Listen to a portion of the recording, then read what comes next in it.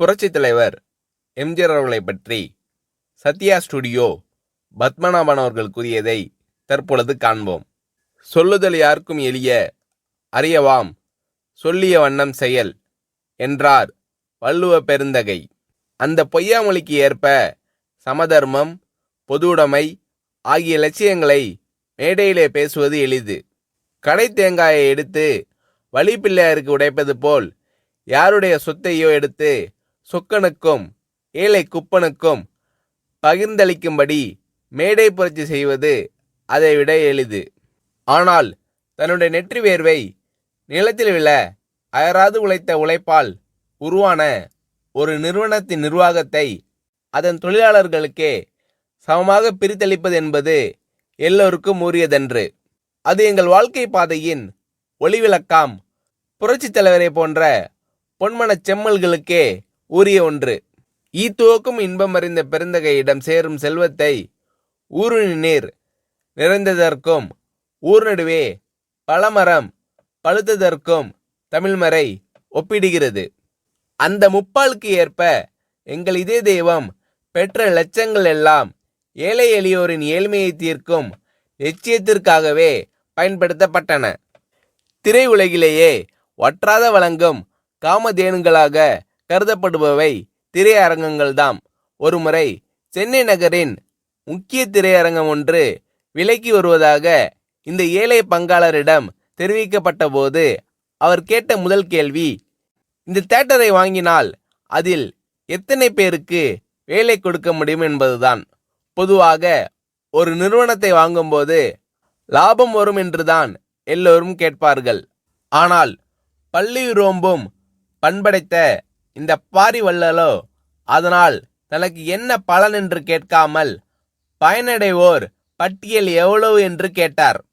நட்டத்தில் நடைபெறும் ஒன்று என்று தெரிந்திருந்தும் பலருக்கு வேலைவாய்ப்பு அளிக்கக்கூடிய ஒன்று என்ற ஒரே காரணத்தால் தான் மகாலட்சுமிகளான மவுண்ட் ரோடு தியேட்டர்களை எல்லாம் விட்டுவிட்டு சத்யா படப்பிடிப்பு நிலையத்தை அவர் வாங்கினார்.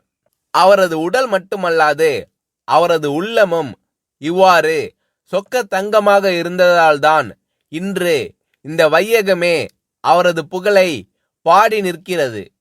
முத்தமிழ் மண்டலம் மட்டுமல்லாது இந்தியாவே இன்று அந்த நம்பிக்கை நட்சத்திரத்தின் விழியசைவிற்கு காத்திருக்கிறது. இந்த ஈகை குணமும் கொடைத்தன்மையும் இன்று நேற்று வந்ததல்ல. சிலருக்கு தேர்தல் தேதி அறிவிக்கப்பட்டவுடனே நினைவுக்கு வருகின்ற கண் சிகிச்சை முகாம் போன்ற கண்கட்டி வித்தை அல்ல அது. இரத்தத்தின் இரத்தமான என் உடன்பிறப்பை என்று அவர் அழைப்பது அவரது உதட்டில் இருந்து வரும் சொல்லல்ல, அது அந்த வள்ளலின் இதயத்திலிருந்து வரும் இதய கீதம். ஒருமுறை விலை மதிக்க முடியாததும் எளிதில் கிடைக்க இயலாததுமான கேமரா ஒன்றை தொழிலாளி ஒருவர் கைத்தவறி கீழே போட்டு பழுதாக்கிவிட்டார். செய்வதறியாது திகைத்து போன நாங்கள் என்ன சொல்வாரோ என்ற அச்சத்துடன் ஒப்பனை அறையில் இருந்த புரட்சித் தலைவரிடம் தயங்கி விவரத்தை சொன்னோம். ஆனால் அந்த தனிப்பிறவியோ பல லட்சம் விலை மதிப்புடைய கேமரா பழுதடைந்து விட்டதே என்று பதறவில்லை, உடைத்தவர் மீது சீரவில்லை. அதற்கு மாறாக அந்த தொழிலாளியை அழைத்து உனக்கு அடி எதுவும் படவில்லையே என்று தாயன்போடு விசாரித்தார். பயப்படாதே, ரிப்பேர் செய்து கொள்ளலாம் என்று சிரித்த முகத்தோடு தட்டி கொடுத்து அனுப்பினார். பிறகு எங்களை நோக்கி, மதுரைக்கு வயதாகிவிட்டதல்லவா, அவரை கனமான கேமராவை தூக்க சொல்லலாமா, இனி யாராவது ஒரு இளைஞனை அவருக்கு உதவியாளராக அமர்த்துங்கள் என்றார். அச்சத்தோடு அந்த அறைக்குள் நுழைந்த நாங்கள் அச்சடித்த பதுமைகளாக அதிசயத்து நின்றோம். இப்படிப்பட்ட இதய கீதங்களை 27 ஆண்டுகளுக்கு மேலாக அருகில் இருந்து சுவைக்கும் பெரும்பேறு பெற்ற சிலரில் நானும் ஒருவன். ஈரோட்டு வெண்தாடி வேந்தரின் வீட்டில் கட்டி தயிர் உண்டு வளர்ந்த செல்ல பிள்ளையான நான் அவருடைய அரசியல் வாரிசான பேரறிஞர் அண்ணாவினால் பத்மநாபா என்று அழுத்தமாக அழைக்கப்பட்டு கரிமுட்டை லாரியில் உடன் சென்றும் உடை துவைத்தும் பணிவிடை செய்த தொண்டன். இன்று அந்த இங்கர்சாலின் இதே கனியான புரட்சி தலைவரின் ராஜசபையில் நானும் ஒரு அங்கம் என்று எண்ணும்போது என் தோள்கள் அந்த தேவனின் புகழை எண்ணி எண்ணி பூரிக்கின்றன. இதழ்கள் என் தலைவனின் புகழ் பாடி பாடி துடிக்கின்றன.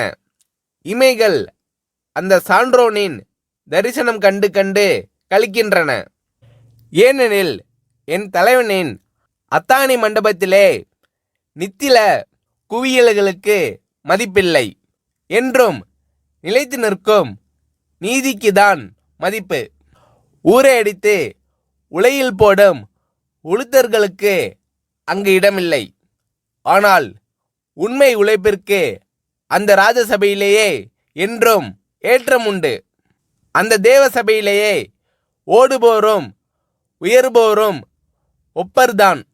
உற்றாரும் ஒன்றுதான், ஊர்கோடி உலகப்பனும் ஒன்றுதான். அவ்வளவு தூரம் ஏன்? காரி உமிழும் கடைமகனையும் தன் மகன் போல் மடியேந்தி உயிர் காக்கும் உத்தமர் அவர். இன்னா செய்தார்க்கும் இனிய செய்வதே அவர் இயல்பு. கொல்ல வந்த கொடியோரையும் அன்பொழுக அண்ணன் என்று அழைப்பதே அந்த அண்ணலின் சால்பு. அவரை எதிர்த்தோர் என்றுமே வாழ்ந்ததில்லை. அது அவருடைய ராசி. குடைநிழலிலிருந்து குஞ்சரம் ஒருவராக இருந்தாலும் அவரது கடைவிழி சிவந்தாலே கரியாகி போவார். இது வரலாறு. ஆனால் ஆண்டவனை நம்பினோர் மட்டுமல்ல, இந்த ஆண்ட கையை நம்பினோரும் கைவிடப்பட்டதில்லை. அதற்கு அந்த ஆலமரத்தின் நிழலில் இளைப்பாரி கொண்டிருக்கும் நாங்களே இரத்த சாட்சிகள். சிகாகோ நகரத்து வீதிகளை சிவப்பாக்கிய மேதின வீரர்கள் கூட குறிப்பிட்ட நேர உழைப்பு, அந்த உழைப்பிற்கு ஏற்ற ஊதியம் என்றுதான் ஆர்ப்பாட்ட போர்ப்பாட்டு பாடி சென்றார்கள். ஆனால் புரட்சி தலைவரோ அதனினும் ஒரு படி மேலே சென்று உழைப்பிற்கு ஏற்ற ஊதியம் பெறுவதை விட எங்களை அந்த நிறுவனத்தை நிர்வகிக்கும் பங்குதாரர்களாகவே ஆக்கியிருக்கிறார். இன்று சத்யா ஸ்டுடியோவை நிர்வகிக்கும் ஒர்க்கர் கம்பைன்ஸில் நாங்கள் எல்லாம் ஊழியர்கள் அல்ல, பங்குதாரர்கள். அதிலும் எப்படிப்பட்ட பங்குதாரர்கள்? பொது மேலாளர் முதல் துப்புரவு தொழிலாளி வரை எல்லோரும் ஒரு நிலைதான். உயர்வு தாழ்வு அற்ற சம பங்குதாரர்கள்தான். இந்திய துணைக்கண்டத்திலேயே ஏன் உலகம் முழுவதிலும் தொழிலாளர்களை சம பங்கு நிர்வாகிகளாக இருந்து நடத்தும் ஒரே படப்பிடிப்பு நிறுவனம் சத்யா ஸ்டுடியோ ஒன்றுதான். காரணம், அது ஒரு சாதாரண மனிதருக்கு சொந்தமானதில்லை. அது ஒரு சரித்திர நாயகனுக்கு, புதியன செய்யும் புரட்சி தலைவனுக்கு சொந்தமானது. பகுத்துண்டு பல்லுயிர் ஓம்புவதை நூலோர் தொகுத்தோற்றுள் எல்லாம் தலை என்று கூறும் குரல் நெறி தெரிந்த ஒரு குமணனுடையது. அந்த குமணனுடைய காலடியில் நாங்கள் நிற்பதில் அந்த வள்ளலின் சுடரொளி எங்கள் வாழ்க்கையின் வழிகாட்டி ஆகிறது. நாங்களும் எங்கள் குடும்பத்தினரும் உண்ணும் போதும் உறங்கும் போதும் அந்த ஏந்தலை எங்கள் வாழ்க்கை பாதையின் ஒளிவிளக்காம் புரட்சி தலைவர் நீடூழி வாழ்க என்று நித்தம் நித்தம் வாழ்த்தி வணங்கி கொண்டிருக்கிறோம் என்று புரட்சி தலைவர் எம்ஜிஆர் அவர்களை பற்றி சத்யா ஸ்டுடியோ பத்மநாபன் அவர்கள் கூறுகிறார்.